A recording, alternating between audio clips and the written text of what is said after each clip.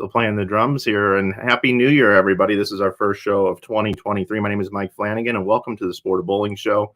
Today is Tuesday, January the 10th, and bowling is off to one heck of a start here already this year, as many of us just came from Las Vegas from the Team USA Trials and US Amateur.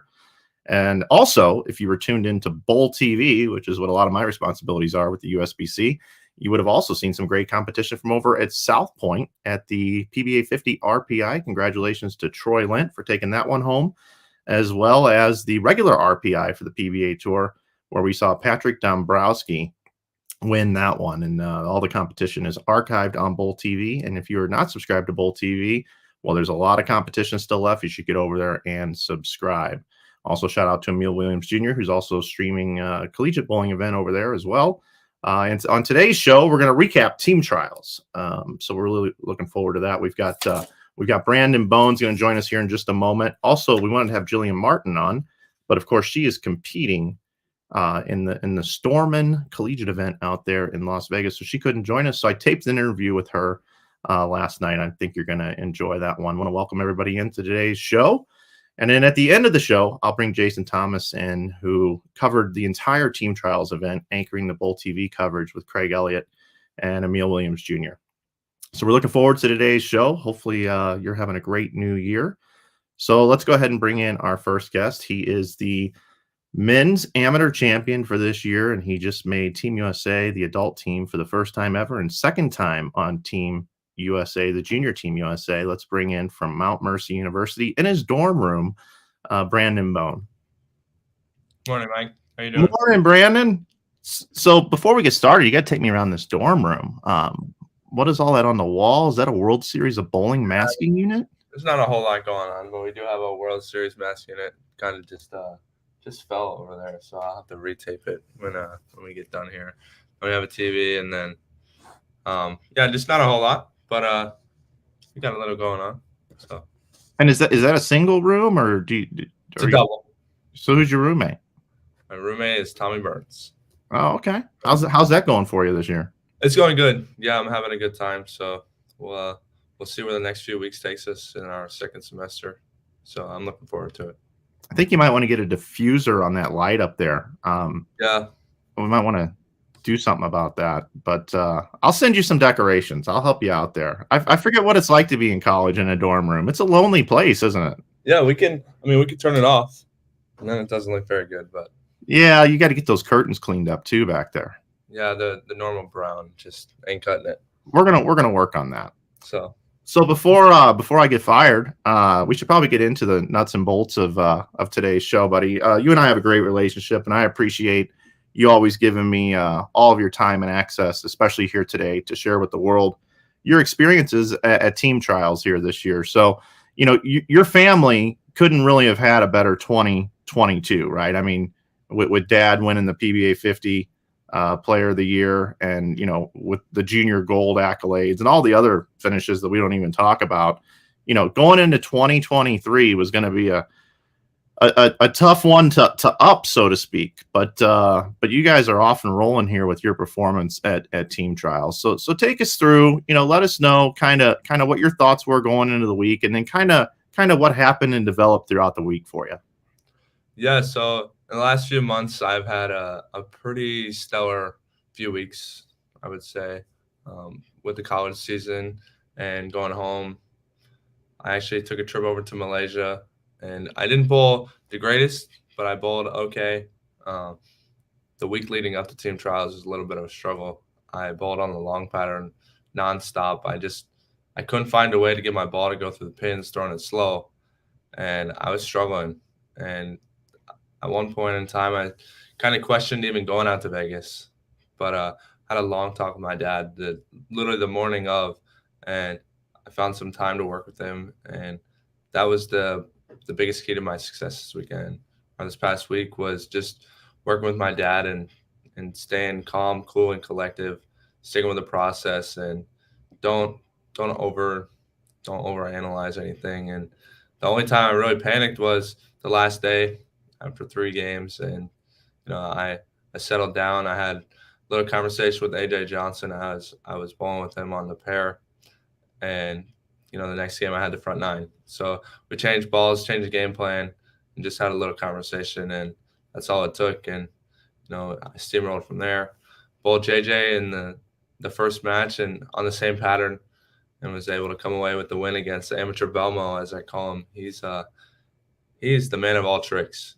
He brought 17 balls out to Vegas, 6 different urethane balls, and it's hard to beat someone like his caliber, and because he's got it all going for him, and God, he's been doing it for such a long time. He's really good when he needs it, and then I bowled Brandon Bohn, and I don't really know what to say besides, wow, it was a good match. We just wanted to go out there, have a good time, put on a show, and I think that's what we did. I didn't want it to end on a Brooklyn. As many as you saw, my reaction says it all. That I wasn't too happy with the shot off my hand. I just didn't want to throw in the gutter. It didn't go in the gutter, but I knew if I threw it left, there was a chance that it wouldn't hook, as I missed a head pin twice earlier that game. But I bared down, changed balls, and made 5 good shots after that. And yeah, I wanted to keep it away from the gutter, hoping to leave something makeable. And I got a little lucky, got in Brooklyn. So yeah, well, you've matured beyond your years, because you basically took me through exactly what, if anybody wasn't watching, was able to. That's what we saw all week from you. And let's talk about the title match. First of all, I think before that, it's great to see you recognize John Janowitz and what he means to bowling, and I like what you said, the Belmo reference, amateur Belmo. I never heard that before, but that makes a lot of sense. So yeah, it was going to be a tough one, but you did get to pick the pattern, and you bowled on the short, but John also bowled good on the short. But in the championship match, you picked the PBA washout early in the match, missing the head pin, but then when you made that ball change to that purple hammer, that's what won it for you. I know you threw the Brooklyn in a 10th, but that was it. That was a key move. Did you think you were going to have to make a ball change? Because you only got one game. You pick a ball, you go. I mean, were you prepared for that? Well, I threw 3 different balls in practice. I had a purple hammer, a pink widow, and a deviate collision. And I knew that the reactive kind of was out because I'm left-handed. We don't usually throw reactive a whole lot, but I did throw reactive a fair amount this week, maybe a little bit more than some other left-handers. But as soon as I missed a head pin twice, I knew I needed to get out of that ball. I knew I needed to go something a little bit different. I needed to see a different shape on the lane because I knew Burnham probably wasn't going to slow down anytime soon. And he started with a 4-bagger, made a mistake there in the 5th, missing the 2-pin. And then, unfortunately, missed a super washout in the 7th. And I threw some really good shots after that when I changed balls to give myself a lead. So, and let's talk about Bonta. I think we need to give him some kudos as well. I mean, I was covering the event, and he is an up and coming star. I mean, you beat a potential future PBA champion in Bonta. I mean, he's unbelievable. Kyle Troop at one point came up to me and said, I've never really seen this kid bowl, in a singles tournament before. This kid's good. That's exactly what he said. Yeah, he is. He's one of a kind. He's got a release he's like no other. When you think of his release, I think of Prather, right? Prather's got one of the sickest releases on tour, and Bonta is right behind him on the youth tour, or on the youth rankings. Although he's 20 now, he's had that same release since he was 15. He's only gotten better since then. So he is a very strong player. I knew I was going to have my hands full in the title match, but I bared down, made 5 really good shots in the middle, was able to come away with 2 doubles and a ring and 7, and just staying clean was my forte this week, and that's all I wanted to do. So I'd say I got a little bit fortunate, catching him on an off game, as he was the only one to really put up some score on that pattern day 2. I believe he was 40 ahead of second with 180 over.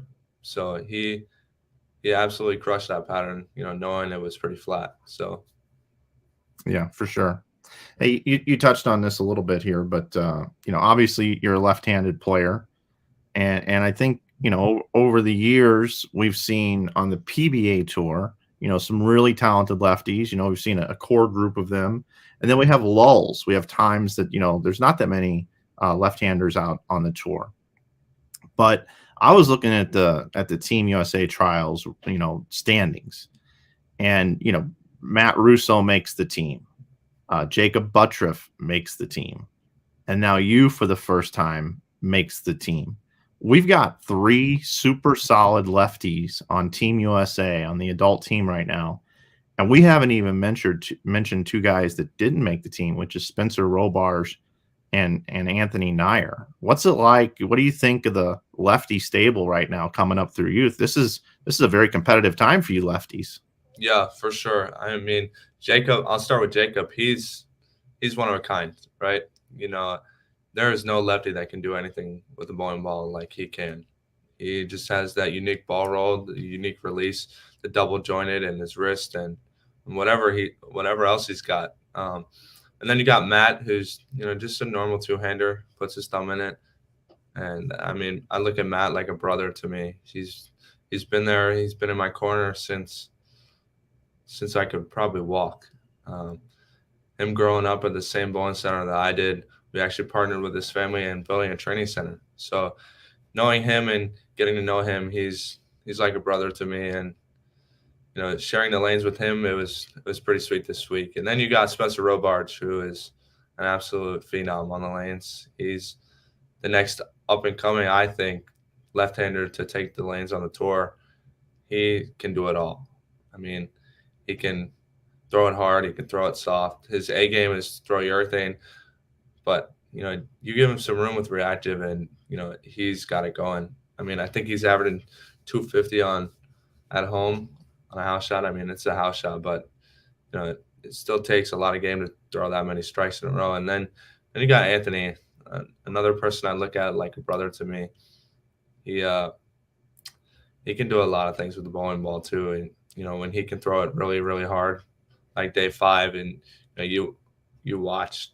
I mean, anybody who was in the building knew when he was getting up to throw a ball that it was going to be loud, and there was a really good chance that it was going to strike. So when he can do his A game, not many people can beat him. But he's got a B, C, D, and E game that he's working on, and once he gets those up to his A game, he's going to be pretty hard to beat too. Yeah, a lot of great left-handers. Congratulations on making the adult team this year for the first time and second time on the junior team. It's got to be incredible representing our country. It's a feeling like no other. So I'm excited for what the rest of the year has to come. Now, I want to transition before I let you get out of here and just talk a little bit about college for a moment. You made the decision to go to Mount Mercy with Coach Dirks and Coach Brummett. And we talked a little bit at team trial. You said things were going really well there. You're really enjoying things. I looked it up here. It looks like you're third overall individually. And the team's got a little bit room for improvement. Can you tell us a little bit about your collegiate season so far? Yeah, we've bowled 6 tournaments so far, and I'll say 5 of them have been pretty good. I think I've been in the top 15, maybe top 20 in all of my individuals. And then I struggled a little bit in Addison last month, bowling off like 6 games, I believe, and only averaging 180, around 180. I think I was 100 under. But yeah, that was a little bit of a struggle. But the team was unbelievable in Addison. I was 100 under, and I believe they were 400 over. We were 400 over as a team, so they were 500 over without me. So knowing that they have my back in the one tournament that I kind of let off the gas pedal was pretty cool to see, and just let them do their thing on the right. So, but the rest of the season so far, it's kind of been a bit of a struggle. I mean, we haven't been able to come away with a win yet, which is, it's a little disappointing. But I came back this week to practice with the team at an ungodly hour of 5:53 in the morning. That's what time we start practice at. And for all you that didn't know that, now you do know. But next week after Chicago this week, I'm gonna take a week off. I'm gonna go back home, spend some time with my mom and my sister, as my brother and my dad are off to Helsinki, Finland for the Brunswick Ballmaster this year. So gonna spend some much needed time with my mom after this week, after Chicago. So I'm looking forward to that. Well, that sounds like a great little reset there for you. 5:53 in the morning. It's an odd time. Yeah, yeah. We start warm ups. We have warm ups at 5:53, and then we go into practice roughly about 6 o'clock. We stretch for about 7 minutes, and then 6 a.m. the lanes come on for practice. So Maybe that's why you guys are struggling. Start that thing at like 9:53. That's what time I would start. maybe. I mean, I'm gonna call Andy like immediately after we get off this call, and that's crazy. No, Yeah, I think it's one of the reasons that pushed me here, to be honest. Um, really. there's no other school that does that, right? Hmm. So when you think about it, it's unique. It's unique, and I wanted to go somewhere where I could make a family pretty quickly, and I found somewhere that was unique and somewhere where I had a few friends that went here, so I knew people that were already here. And the discipline, I feel really disciplined with schoolwork, bowling wise, getting to the gym. So I feel really happy with where I am, and now it's just time to throw some more strikes. So I'm looking forward to the next few weeks, and hoping that we can come away victorious in one, maybe two. And if we get lucky, maybe three more events. So Well, good luck to you the rest of the way, bud. And pal, it's been really fun watching you grow up and seeing you do what you do on the lanes. I think we talked about it a few years ago when you were, like 13 years old, and I was overly critical of you at the top of the swing. Your arm got, a little left to right at the top of the swing, and you're still working on that wrist a little bit. I talked about it on the TV show if you watched it back. But man, your game is just elevated so much, and every single year I feel like you just keep improving. And if you keep doing that, you got a bright future in bowling, my friend. I appreciate it, Mike. It means a lot. All right, brother. Thanks so much for spending some time with us here this morning. Get back to your studies and good luck the rest of the season. Of course. Thank you so much for having me. That's Brandon Bohn, everybody. And as you can see, wise beyond his years, and he's off to a great start. And I'm really happy that he's doing awesome at Mount Mercy University up there. I know that leaving away from a very tight family structure at home can be difficult for young players or just young people in general. And to see that he's excelling and doing a great job up there in Iowa is a really cool story in bowling. And congratulations to him on winning again. So we also wanted to have Jillian Martin on. She is our female champion this year, the U.S. Amateur. She took that one down, but she is bowling today. Imagine that, right? So we had a scheduling conflict, but last night I had a chance to catch up with her from the South Point Hotel. She had marginal internet connection, so bear with us on the technicalities here, but we were able to get in an interview with Jillian. I had a chance to talk to her last night, and we would like to play that interview now.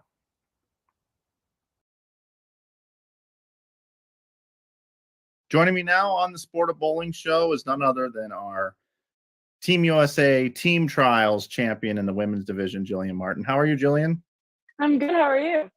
I'm doing well. So you are at South Point bowling a collegiate event. That's why you couldn't join us live. So thanks for being here so late at night. Of course. Thank you. So you went into team trials, and I know that you've had some good performances in the past. But with your collegiate season now underway, going into this year at team trials, what kind of expectations did you have going in? Yeah, so honestly, I know what I'm capable of, if I want to put it that way. But at the same time, I just kind of wanted to go out there, definitely have some fun, and really just see like kind of where I matched up against the field after one semester of college, just to kind of figure out where my game was at, how I was feeling physically, mentally, emotionally, and all the good things. So that was really just kind of my mindset coming out here. Obviously, it worked out really well for me. I was able to have an amazing time, and I ended up winning the amateur and qualifying for Junior Team USA as well as Team USA. So it was a fantastic week on the lanes to say, but yeah, it was just awesome. Different mindset, but it worked out well. Over the years, you've been highly decorated. So going into an event, a lot of times, there's a spotlight on you. Do you feel any added pressure whenever you're in an event like that? I think for sure it makes it, for me, actually a little bit easier to be competing against the best ladies out there, because I know that they're gonna set a pace and I'm kinda gonna have to follow, and I'm just gonna have to go out there and do me. I can kinda keep my focus a little bit more on myself for whatever reason. It's kinda weird still figuring that out, but just focusing on what I'm doing and knowing that everyone around me just is doing well, but also just staying in my lane, doing what I'm doing, and just having a good time. So definitely a more added pressure though too, finishing first on the first day, because when you lead after the first day, it's a little stressful. But hey, it worked. So Yeah, my notes here actually, you dove right into it here. I mean, it was great to get off to a good start on the 38 feet in length pattern. You were number one overall, and then we'll just go into the second day. You bowled on 40 feet in length. You were sixth, and you had a 7 total score. And for those at home that don't know, each day, depending on where you are in the field, you get points. So a perfect score would be 5 on the week. You finished at what was the number you finished at? 54, I believe. Yeah, I believe that's what it was too. That's what I have Yeah. here in notes. I wanted to make sure Mhm. I had it right. That's an Yeah. incredible score against that field. But you were first, then you were seventh, you were 13th, you were 25th, and then you were 19th. I guess 25th on the 42-foot pattern. That one got you a little bit. It did. But, yeah, I just kinda try to stay consistent all week. I honestly wasn't even that mad about day 4 because I had to tap into some of the versatility skills that I had worked on, and I made a few bad ball choices at the end of the block, so it kinda made it a little bit hard, and I didn't get off to the start that I would have liked to see on that block, so but worked through it, came back the last day. Based on the points and how they worked, I believe as long as I finished above 21st on the last day, I would have qualified for Team USA, no matter how anyone else did. So that was a goal for the day, basically. And just trying to go out there and still have fun, and have a good time. So just kind of went with it. Yeah, now that they have the U.S. Amateur Show every year, obviously, and Hmm. being able to qualify for that show in a stepladder like format there and being the number one seed. What was that experience like? And I was really surprised because I was there. How many people showed up to cheer everybody on in that? Yeah, I actually remember telling Emil right before the show that the one thing that was different for me about the show was just how many people were there and the caliber of player that is watching you compete because it's the US Amateur. But you also have all the pros that are there that have qualified for Team USA or that have just been here throughout the week that show up to watch that show. And you're getting watched by the best in this country. So it's definitely a different experience. And I don't know, I was definitely really nervous going into that. I hadn't thought much about it either, like, going through the week because I was just focusing on my process for most of the week, which I stuck to pretty well. But then I got there and I was like, "Wow, this is crazy," but it was really fun. So, yeah. Yeah, yeah, and you and Mary Orf, who you bowled against in Mhm. the final, and both are on junior team and regular team USA, which is Yeah. really cool. So she's your teammate. It was a pretty even match about halfway through, and then you threw some key shots down the stretch. I was calling the men's final, but I saw you run one out. I think in the eighth. That was pretty cool. Yeah, we got down the stretch. I knew there were just some not great shots at the beginning of the game, but I was also working through some different moves and whatnot, and so just kinda getting to the end of the game, it worked. I made a joke though because I had, Mabel and my coach William behind me, and then of course my parents were back there, but they were in talking proximity, so I sat in this one chair for the first half of the game, and I was like, "Yeah, I think I gotta switch chairs because this one just isn't working." That's when I got the next 3. I think it was like 6, 7, 8, or 7, 8, 9, or whatever. 7, 8, 9, I believe. And I was like, "It's because I switched chairs. So thank That's you to the one chair at Gold Coast. that That's my that's lucky chair."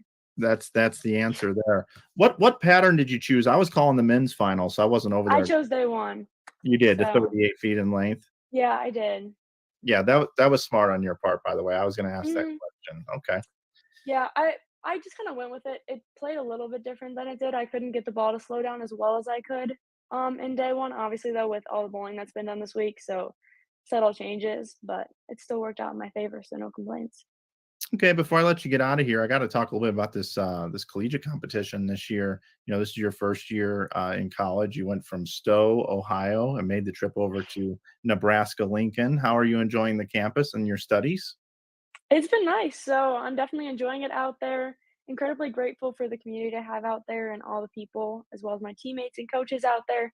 They've made the adjustment really easy, and it's been really fun to be out there, so it's been a good time.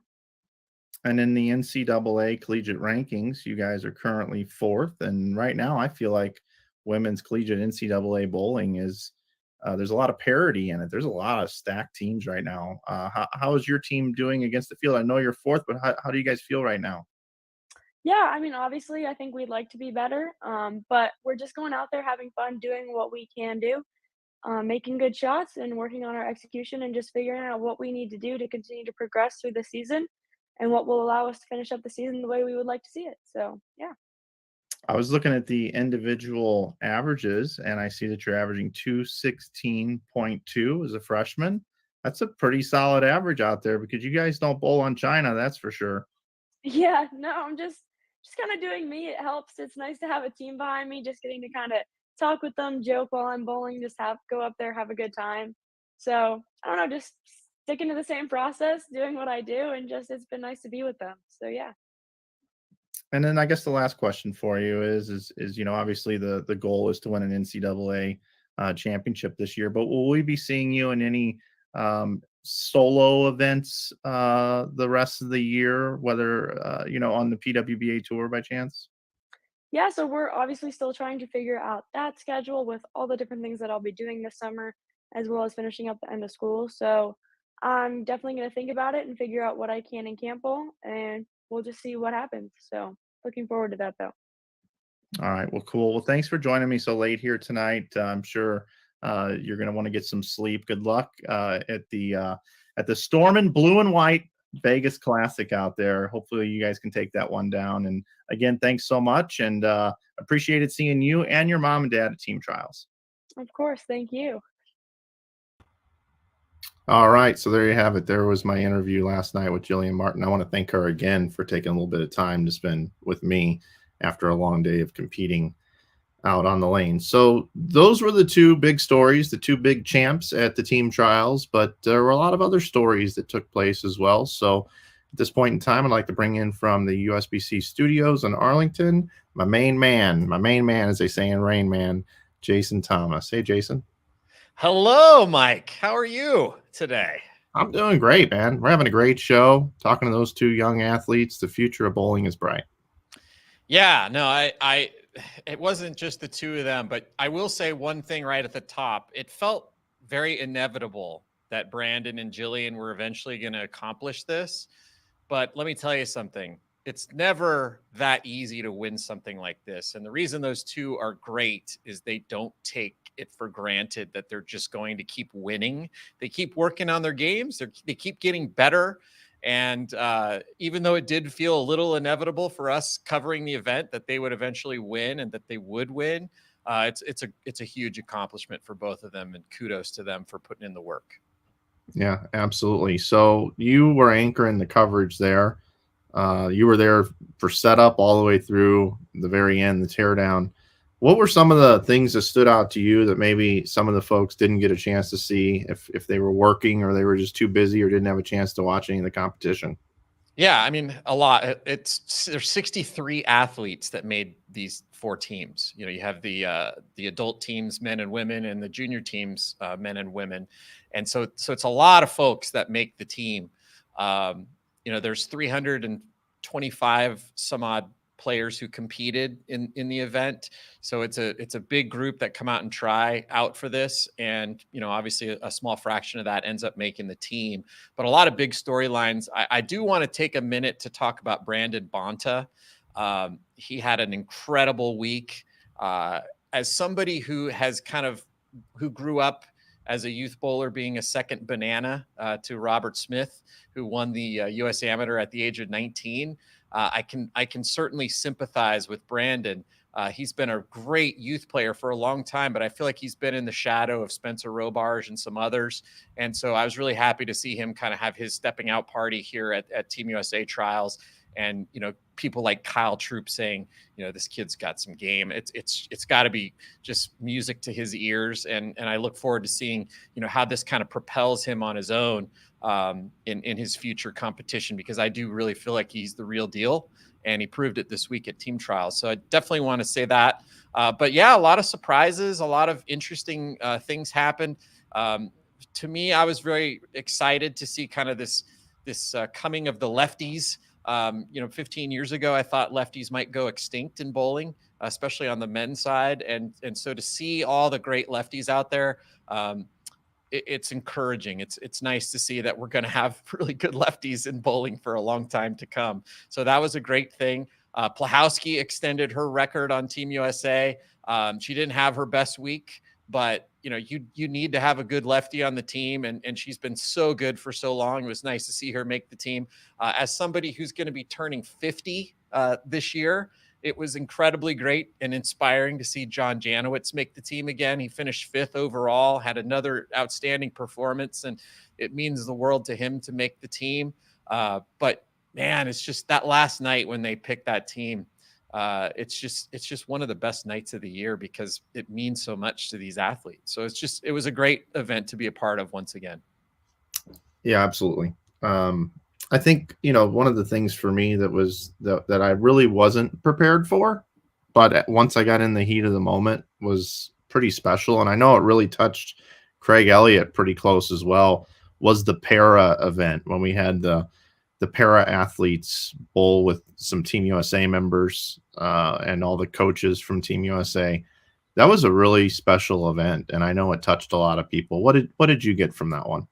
Yeah, I agree. I mean, as somebody who kind of retired from competitive bowling because I had some injuries, makes me feel really bad about myself, you know, because you have these folks who, you know, either were born with disabilities that didn't allow them to, you know, have a normal life, or they lost something because of, you know, service in war or some other unfortunate injury that happened to them in the course of their life. The fact that they're out there competing at this high level in a sport is just incredibly inspiring. And if you get a chance to just talk to them, they have such an amazing perspective on life. They just understand that, you know, there's more to life than, you know, winning or losing a game. But they come out and they compete at the highest level and give everything they have. And they're just wonderful people to be around. So just bringing them into the fold for this, I think it has an influence on the whole team, not just their group, but everybody who gets to, you know, compete alongside them and be around them on Team USA. It's just a fantastic thing to have them be a part of, you know, Team USA. Yeah, 2 things for that for me. Coach Kendra, boy, that was like her highlight of the week. Her eyes were just glistening the whole time. She was over by the booth listening to us call the action, and she was smiling and laughing and giving us thumbs up because we called the action as just if it was, you know, step ladder final of anything, right? So yeah, you were hard on them, man. You were not. You were tough on the coaches, tough on telling Chris Prather where to move. Yeah, I wasn't hard on the para Olympian. I was hard on the regular players. No, right, yeah. No, it was fun. But and then Craig Elliott, you know, he shared with me, you know, he's helping run a bowling center currently, you know, up in Michigan. And he was talking a little about one of the players is right from his hometown there where the center is. Yeah. He was like, well, you should come out and bowl. He said, well, it's not, you know, the best handicap accessible, you know, bowling center in the area. And that hit Craig like a ton of bricks. You know, he was like, well, I'm gonna make it the best. You're right. Exactly. So he's like on this mission. He's probably at Home Depot right now, you know, figuring it all out. So I thought that was cool because, you know, Craig just came up to me and was like, hey, I got to talk to you about something. And I'm like, okay. I'm like, what stream went down?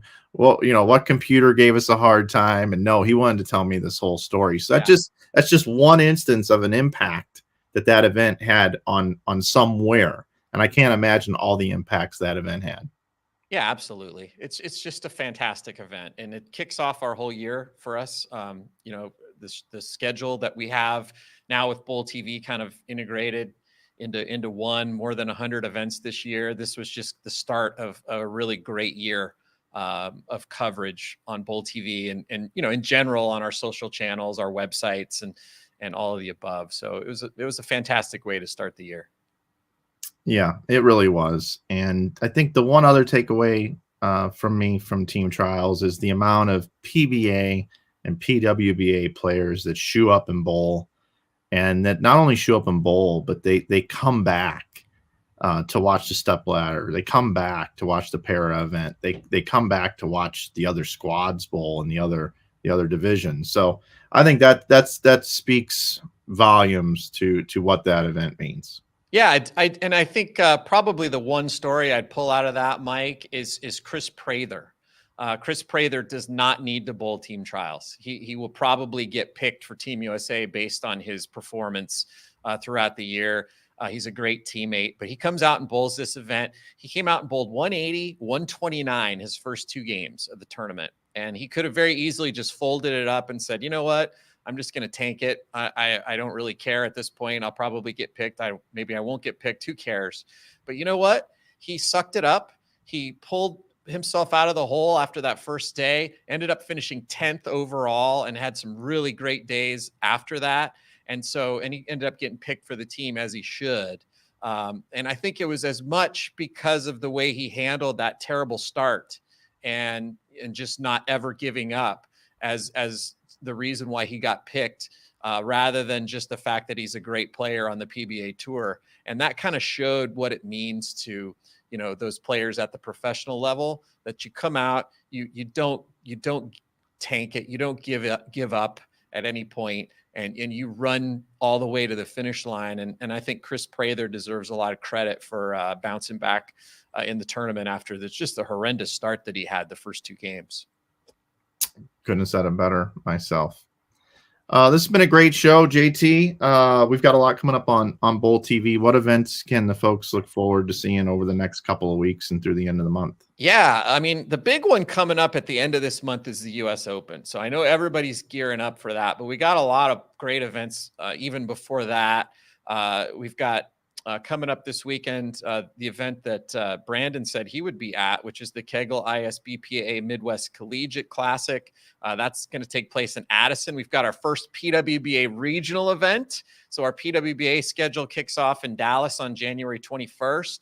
And then we've got the Prairie View A&M Invitational in Arlington, January 28th through the 30th, which will start right at the same time as that U.S. Open. So we've got some really great events the next couple of weeks that are kind of precursors to that U.S. Open, which is going to be epic. It's going to be the epic start of our PBA era here on Bowl TV, which we're all looking forward to. And I know you're going to be there, and I'm going to be there, and a great cast of characters will help us bring the coverage home at that event. So that's something big to look forward to here on Bowl TV.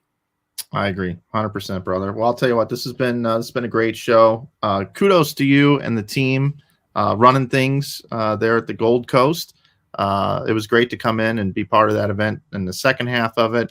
You guys always do great work, and we want to thank everybody for tuning in to today's Sport of Bowling show. We'll be back in a couple of weeks here on Tuesday for our next Sport of Bowling show. So until then, everybody, stay tuned to USBC social media, and you'll be able to see what our next show is going to be all about. Until then, have a great Tuesday, everybody, and bowl good out on the lanes. We'll see you down the road.